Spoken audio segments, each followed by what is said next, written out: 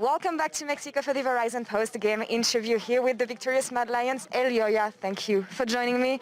Tell me about the game when you think about the Saigon Buffaloes and how aggressive they are, but also the fact that you needed to win this one today.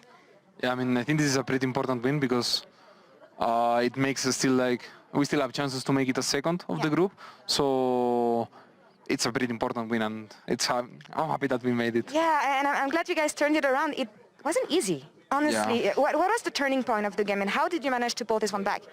I think our team fight was much better. So I don't remember in which fight we started winning, but I remember one which was a 4-1 or something like that.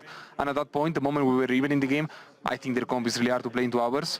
So yeah, I think that once we were even in the game, then it was really hard for them to play the game. All right, confident that you would win this one. I want to talk about the game versus RNG yesterday. I talked to Mac, and we established the fact that even though you lost, there's still some takeaways from this game and positive ones. What's your take on that and what you learned from that game?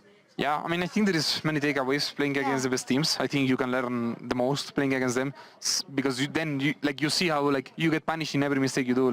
I remember one time that we just left the bot sides of the map. We didn't push on one mid prio, and then our whole map was really, really bad. So the situation.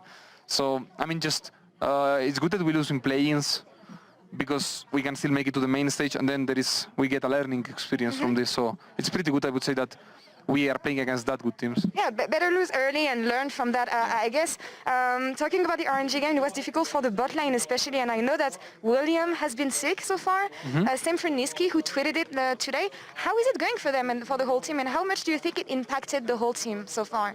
Yeah, I think the situation this world is being a bit hard. I think there is some people sick that cannot even be in the practice room that much. We have not been able to scrim as much as we would have wanted to because we have some people sick. Also, the fact of the COVID thing was also a bit bad since we stayed one day without PC. So I would say that even though the situation hasn't been the best, I think these worlds are still being pretty great. So yeah, it's been a bit hard, but it's doable. It has been difficult, but you pulled it through regardless, and I think you've been performing nicely. There's one game left for you guys. It's going to be DRX, and I'm really interested in the jungle matchup, especially because knowing that they have both Pioshik and Johan, what do you think it's going to be like in the jungle for you, and how can you plan for a matchup like this? To be honest, it's hard to plan the jungle matchup because Pioshik really likes to play many different champs. He's the one that pulled the Udyr. I think he's also the one that pulled the poppies, so he really enjoys this kind of off-meta champs. And about Johan, I don't really have that much info on him, so I will be watching today his games. And it's for sure going to be a banger against DRX. I think their mid lane is really, really good. Yeah, he is. Well, best of luck in that game, Yoya. Thank you so much for the interview. And Dash, back to you in LA.